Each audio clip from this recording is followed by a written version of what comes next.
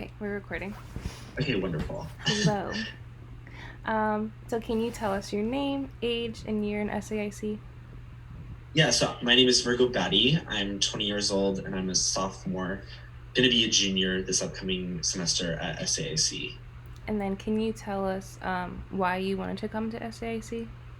So I decided to come to SAIC. I applied to a lot of schools sort of all over the country, from New York to everywhere in between, basically. But I decided to come to SAIC because I got into FIT and I got into SAIC. Um, and I, after visiting FIT, realized that that's not what I wanted to do. Mm-hmm.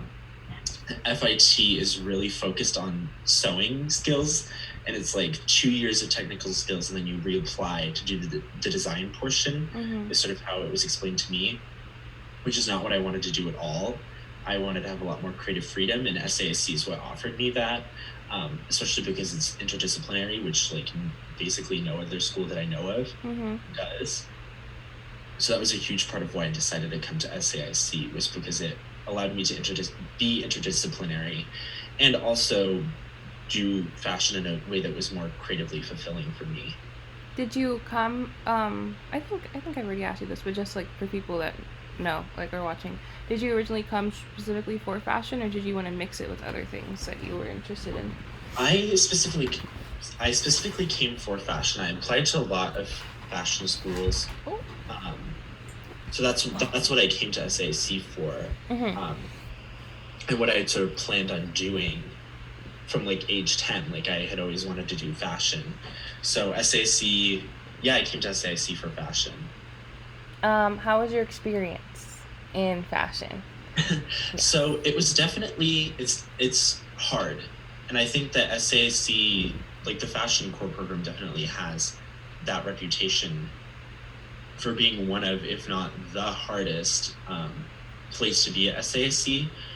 And I'm really grateful that I did that one semester that I did there, because I learned so many like basic skills about pattern making and construction and creating designs, which was really, really helpful. But ultimately there were some things that like didn't work out for me in the core program. Um, Can you yeah. talk about like your freshman year and then your sophomore, like your sophomore fall semester in core? Yeah. So I took my first semester at SAC, I took Intro to Fashion with Kylie Alexander. She's great. She's amazing. And I really enjoyed that course. It was definitely, I feel like I learned a lot, and it was sort of my first time, I think, being fully immersed in that like fashion realm. Like I had been designing since I was like 10, but like I didn't really understand what it was like, I don't think. Mm-hmm. Um, so that class was really integral to like sort of understanding what fashion was like. Um, and then my second semester, I took in the fashion department, I took Transformation and Spectacle with Annie Novotny, which was another really great Oh my class. gosh, my email just popped up. I'm so sorry. Oh, No, you're it good. keeps doing that. Okay, go ahead. Yeah, so I took that class with her, which was another really great class. It was sort of based all in like performative garment, which is something that I was really interested in, Mm-hmm. and that was a great class. And in that time, I applied to the fashion core program and I got in. Um, and so I did the one semester in the core program, and about halfway through the semester, I realized that maybe it wasn't really what I was looking for and what I thought it would be, which I think was scary because I had come to SAIC to do fashion, Mm-hmm. and then to realize that maybe this like path that I thought I had been on was not really what I wanted to be doing entirely was definitely scary. Mm-hmm. Uh, but I think for me a big part of it was that I realized that I wanted to do things other than fashion, Mm-hmm. um, which being in the core program and having two of your studio classes be Hard. fashion doesn't necessarily allow for that. Mm-hmm. And another big part of it was that I felt like I didn't have a lot of creative freedom in the core program. I feel like there are a lot of really strict and set out rules, and sort of like expectations for what you're supposed to be doing, and I was just getting really frustrated with like making things that I didn't feel like they didn't feel like they were creatively fulfilling to me, like making that many muslins and sort of following such a rigid path didn't really align with what I wanted to be doing with my art. So it was sort of those two big things, and then like a lot of other little things about the department that I was like a little bit not sure about. One of those big things being that I think that there's a really big focus in all fashion departments, not just SAIC, but this was something that I experienced, was there was like such a focus, I feel like, on like menswear and women's wear, and sort of like not like a middle, like an in-between. Not like a middle ground, and like being non-binary. Like I was more interested in making garments for like trans and gender non-conforming people, and there wasn't necessarily space for that because we were really focused on like women's wear. And I know that like the juniors sort of focus a little bit more on menswear with like learning tailoring and stuff like that. Yeah, I see what you mean. Because it's very like, especially like when we ask questions about, oh, like what will the mannequin be, or like because there isn't like a non-binary mannequin. It's like male mannequin, female mannequin. Even like for like when we present like in the spring, like in the show, not the show, but like ours is like our presentation, like gallery-esque type thing. Yeah, I definitely see what you mean with that one. What about your critiques? Like, how did you feel about your critiques in fashion? I felt like I always really appreciate critiques. I think critiques are like so important, and probably like one of the best parts about art school. And people that I know who have graduated always talk about how they miss that a lot, and how they miss like that critique setting. And fashion was like kind of no exception to that. Like I think the core program, what I loved so much about critique is that everybody was so honest. Like I really find that super helpful when people are just upfront and honest when it comes to critique, which I know it's not everybody's thing, but I think that's where like you grow more when people are honest with you. So hearing from other people exactly what wasn't working and what was working, and people being honest, was really like so helpful. Like I feel like I learned a lot from those critiques. Did you ever have like issues with critiques at all? I mean, in anything, like, honestly, it doesn't even have to be like just fashion. Yeah, I think going back to like the whole like being non-binary and trans and trying to represent those people in the fashion industry was always a little bit hard for me in the core program, because I feel like it was so, like especially in that first semester, like we were so focused rigidly on women's wear, and so sometimes there were things in critiques that people would say that sort of were a little bit upsetting to me. Yeah, whereas it seemed like they weren't being super sensitive to like my representation of trans people. I think you may remember when we had the critique for we had that whole collection of just tops. Yeah. And my models were supposed to be trans women, and everyone was like, "Oh, it's like a female on the top and a male on the bottom." Yeah, that was yeah. And so that's just like one example of something that I was like, why aren't you guys? Especially because like fashion in itself is such a, like, it's, I feel like if we're gonna be honest, it's not really just made up of, it's not like if you look at like sexualities and like gender related things, like I feel like it leans more to like queer and like LGBTQ community, like I feel like they're like the front runners for fashion more often than like binary people, and especially because since like we had like a teacher that was in like that community, and it was interesting that like I did have an issue with like how certain things wouldn't be, it was like, oh, they just don't understand, like they don't know, like that's what like we would hear from like the professor sometimes, like when it came to like Yeah, international students, which like I felt was frustrating, and I felt frustrated for you because it's not like I understand that like it may not be something that like they see in their culture, but like they're here, and like they like this is them getting assimilated and like understanding. But like I also am aware that like it wasn't even just like international students that like were saying certain things.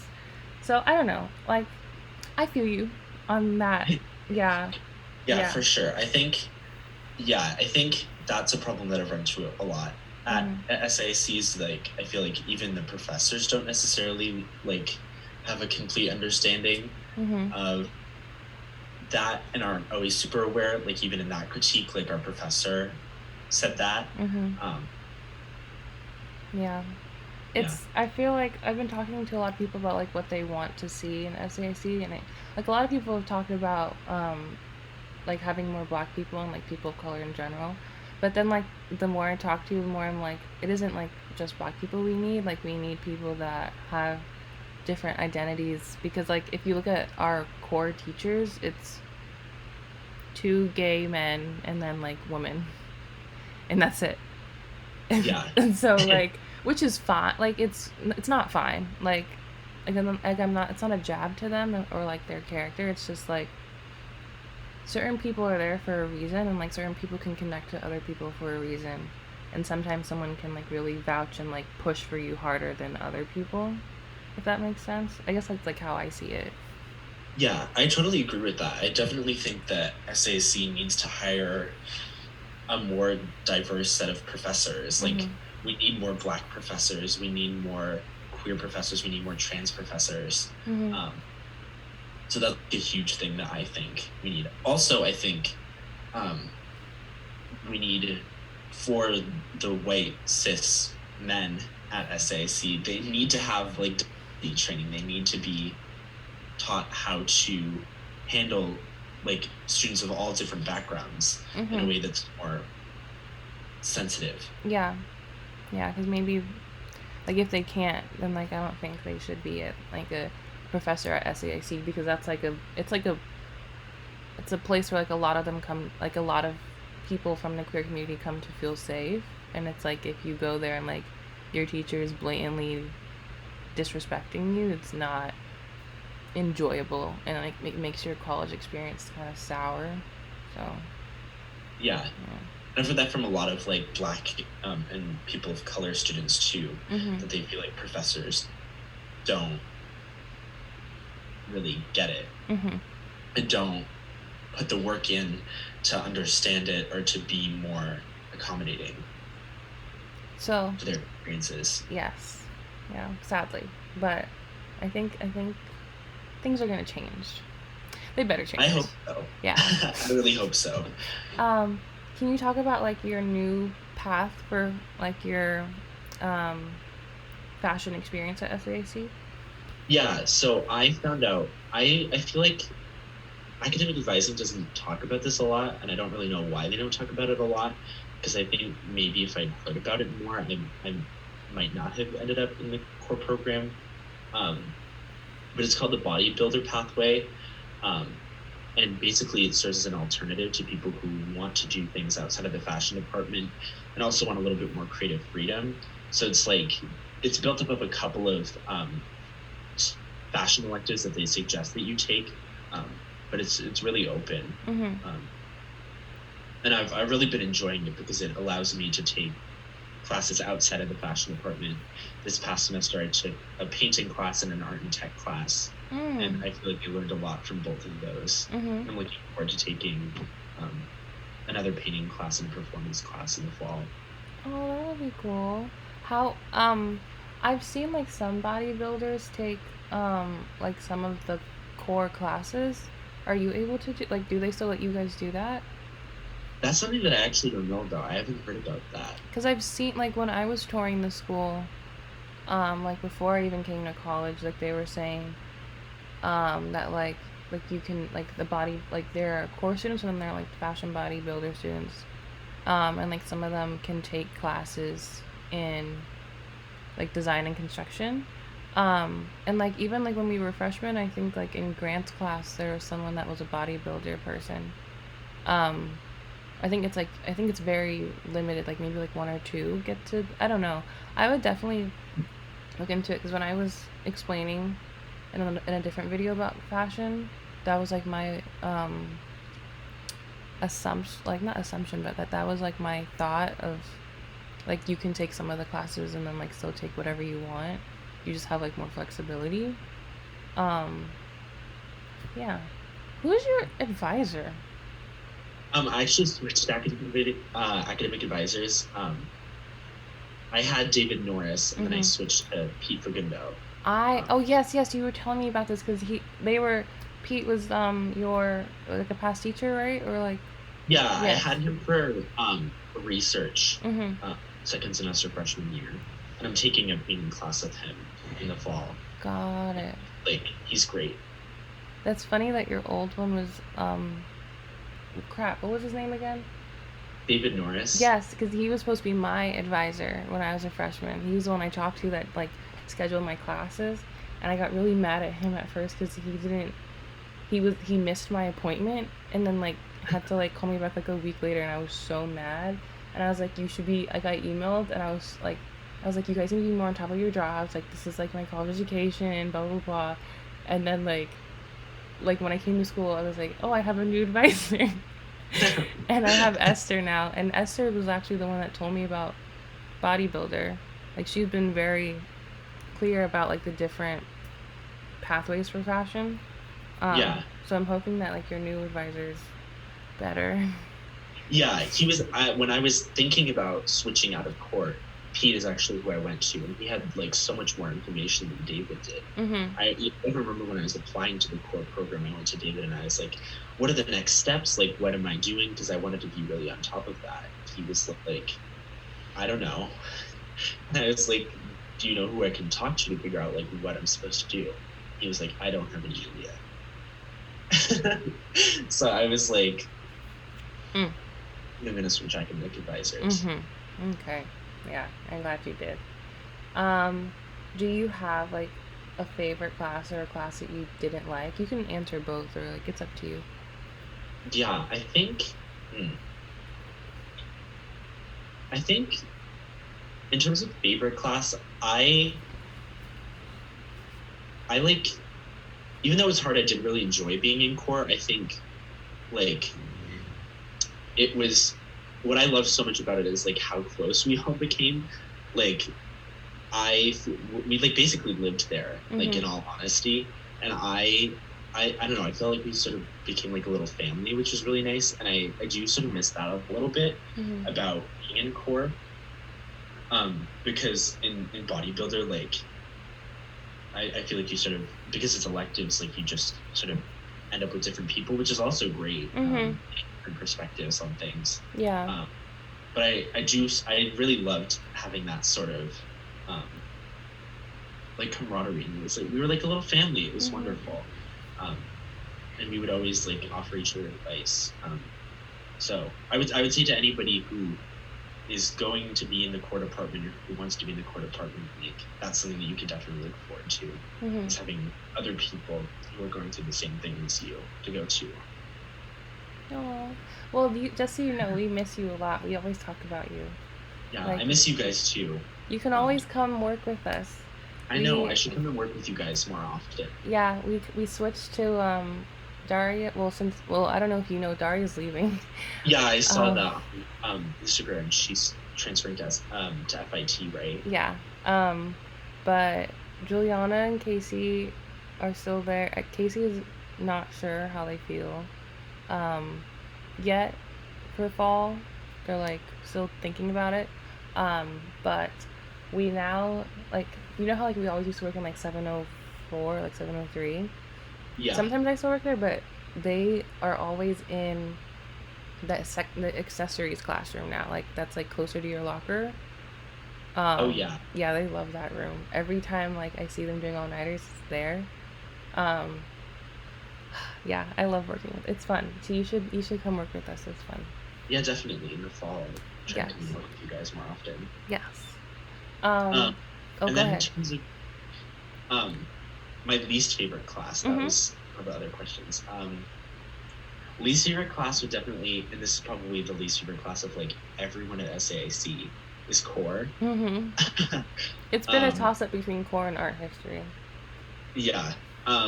Core was just like probably the most frustrating thing I've ever done. Mm-hmm. Um, I feel like it's it's good in that like they authorize you in a lot of different things, and I feel like I learned a lot of like base skills with like regards to all of the resources at SAC, which Mm-hmm. I think like obviously it's necessary, it's helpful, yes. I think that when it comes to professors in the CP department, especially in core, I've heard the most amount of complaints and problems Mm-hmm. with professors in like the CP department. Mm-hmm. Um, like we had a professor, and we had her for both semesters of core. One of our professors switched out second semester, but we had this one professor for the whole semester, and she was just like, I can't comprehend the ways in which she was just like so insensitive to students. Mm. Um, she was like not accommodating to the international students at all. Was like blatantly racist to them at points. Like was not accommodating to any of like the trans and gender non-conforming people in the class. Like was not accommodating with anybody's disabilities or their accommodation letters. Did It anyone was just call like, her out? derogatory. Like me and some of the other trans people in the class like went to administration about it. Mm-hmm. And I later found out that some of the international students had done the same. And when we went, administration basically told us, oh, well, she's tenured. So we're not really going to do anything about it except give her a slap on the wrist. I And think. then Mm, I, which I have a lot of issue with. mm-hmm. There was, yeah. And I found out later on that, like I said, international students went to I think quite a few of them in the class went to administration and talked to them about her as well. And I later found out that she was asked to leave, which is good, Okay. but it never should have happened in the first place. I don't know Yeah. why they didn't really do anything when we went to them. Yeah. Which is weird because, like, it should be. Like, I get that people have tenure, but, like, either, like, if they do something bad, like, they either need to go through, like, a training or just really just need to, like, maybe needs to be moved to something. Yeah, it was yeah, it was really upsetting, I think, because we contacted somebody and they sent us to somebody else, and that's who we had our meeting with. And in the meeting we like talked about our issues and like one particular incident that happened to me personally. And we talked to them about it, and sort of the first thing that they said was, we just want you to know that like we take everything very seriously. Mm-hmm. And it was like sort of in a tone that was like, are you sure you really want to do this? Mm-hmm. Which really upset me. I was like, maybe be a little bit more sensitive and like actually listen to what we're saying, Mm-hmm. instead of assuming that we're like making some ridiculous accusation out of nowhere. Mm-hmm. Yeah. Well, I'm sorry about that experience. Yeah, but thank you.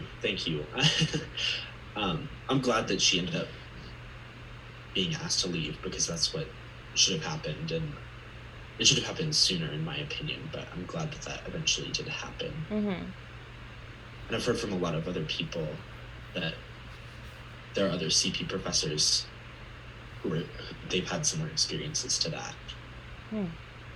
The more I talk to people, the more I hear the same, which is like concerning because I didn't have that experience with my core class, but someone actually reported one of my teachers, but what they reported wasn't like legitimate, and then he lost his job, which was sad because he was a great teacher. And it was just like, I don't know, it was very upsetting. because like he didn't deserve that. But like I don't know. Core is interesting. Core is like a very interesting Yeah. section. It's just really interesting how like the reason I brought up my core teacher is because like it was weird how quickly he lost his job versus how long it took for her to be asked to leave, which is Yeah. just like frustrating.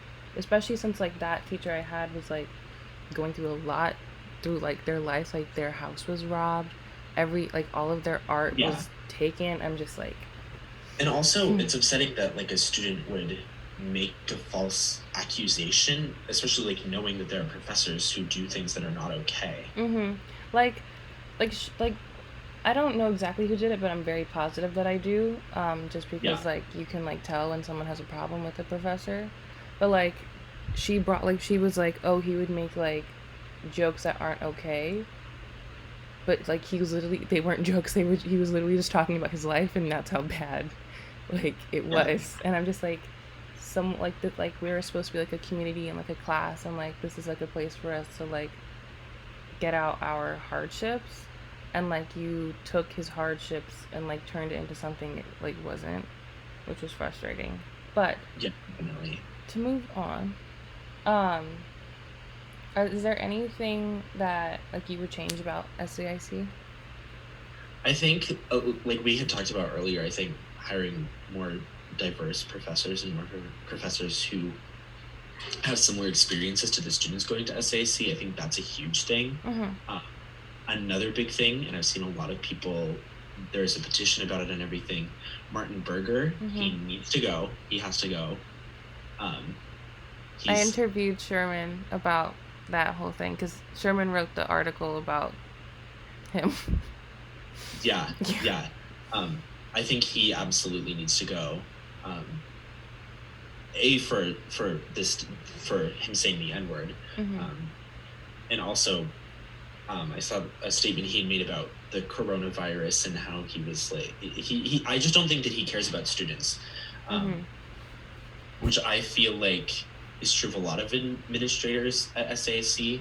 I think we saw that when they sent out that whole email about um, how they weren't going to reimburse us Yeah. for tuition. Yeah. Like I think that showed that they didn't really care, Mm-hmm. because like I know for a fact that all those administrative people, they have like incredibly high salaries, and that there are funds that would be able to reimburse us. They just don't want to, you know, lose what they have. Yeah. Yeah, which is um, frustrating. so I think that that's where a lot of the issues at SAC lie, is in the administration, and the way that things are done, Mm-hmm. which boils down into other issues with like meal plans being too expensive, housing being too expensive, um, a lack of diversity among professors. Like I think that that's the root of a lot of the issues at SAIC, which is a shame because it's like it's such a great school and like a lot of the professors are so great Mm-hmm. and have so much knowledge. So it is upsetting to see that, you know, a couple of higher ups who make all these decisions end up, you know, causing these problems, Mm-hmm. repercussions throughout the whole school. Yeah. Um, I was thinking about this earlier, but I wanted to ask you like how your experience was when it came to like moving from home to Chicago and like living in the dorms, and like things like that. Yeah, I was living in the Buckingham, and um another big issue that I had with the way that they went about the whole COVID dilemma and issue. I think that obviously it's a really hard thing for them to have to figure out. Mm-hmm. But from where I stood, it seemed like sort of those higher up administrators made decisions without really consulting anybody. And then sort of, I remember they sent out that email on the Friday that was like, we're switching to online courses. There's going to be an extended spring break, that sort of a thing. And then they didn't include anything about the residence hall or anything. Yeah, because they were like, you guys can stay, and then they changed their Guys can mind. stay. And so I work as an office assistant in the Office of Residence and Campus Life. Mm-hmm. And we had so many students and parents calling that Friday because they did it in the morning, and I work on Fridays. And there were just so many people calling, asking about that. And I had like supervisors and like people above my supervisor Mm-hmm. talking to us. They were like, we don't know. They didn't tell us anything. And then it was the Monday after that they decided that we weren't allowed to stay. Mm-hmm. So I think that was not a smart decision. I think that they should take in more time to fully think through their whole plan and then announce their whole plan Mm-hmm. all at once versus like splitting it up like that. And in terms of like me moving out, like luckily my parents were able to like move me out no problem, and I'm lucky in a lot of ways in that I have some place to go. And but I think a lot about like students who don't have that. Mm-hmm. Like I thought a lot about international students where it's like 5 days is not enough time for them to pack everything up and travel all the way across the world. Yeah. Or like I'm sure that there are students who are homeless, and like what are they supposed to do now? Like Yeah. So like in a lot of ways I was really fortunate. But I do think a lot about people who are less fortunate than me when it came to that decision. Mm-hmm. What about your freshman year? Because COVID years, ugh. But what about your freshman year, like moving from home and then like that, like new experience? Yeah, I think what I do, 162 has its own set of issues, Mm-hmm. obviously. But I do what I did appreciate about 162 is that everybody was in the same building, and so it was really easy to like make friends at the beginning, which I think is really hard because like when I first came to SAIC, I was like it sort of felt like everybody already knew each other Mm-hmm. because of social media, but like obviously that's not true. Mm-hmm. So I think it's always hard at the beginning, Mm-hmm. but I do feel like SAC did a relatively good job of like setting up events and ways for people to meet. Mm-hmm. Yeah, the orientation week was quite cute. Like all those like little like outside get-togethers and like the barbecue thing in like near Columbus.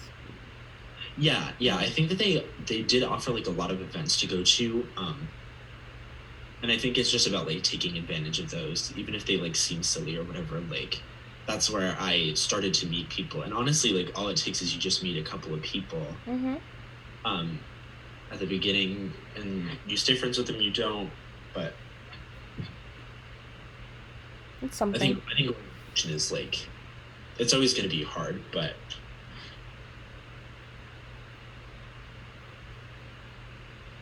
Yeah, I think I think it's also interesting how they like our orientation groups become like our research class, which is interesting to see because like like it's fun like it like sometimes like the group of people it's like a really good group of people, so it's nice to like be with them. yeah, Like depending on your group, I guess.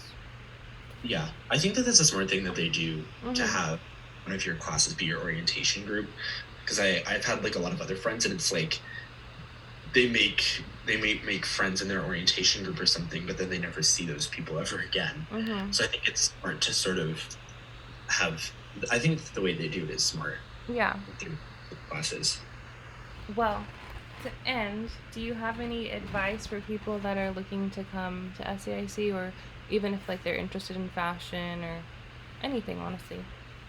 Yeah, I think my advice for anyone coming to SAC is like it's a really really great school. I know we talked a lot about like issues at the school, which I mean every school is going to have its issues. Like Mm-hmm. every place has like no matter where you go, there's going to be a problem with something.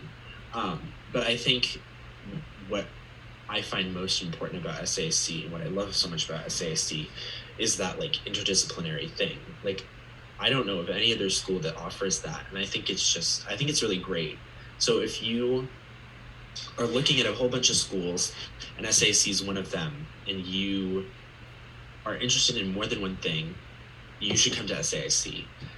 I think if you don't want to just focus on like painting or photography or fashion or whatever it may be, and you want to sort of do all of it, SAIC is the place to do that. Mm-hmm. Oh, that was good advice. Isn't Yeah. that? Yeah, I like hearing everyone's advice because some people give very similar advice, and then other people do give different. And yours is the first of its kind. Like your advice was the first of its kind. So thank you. Thank you. Yes, thank you so much for letting me interview you. I've been making everyone say goodbye to the potential people watching this. So. Wonderful. Goodbye.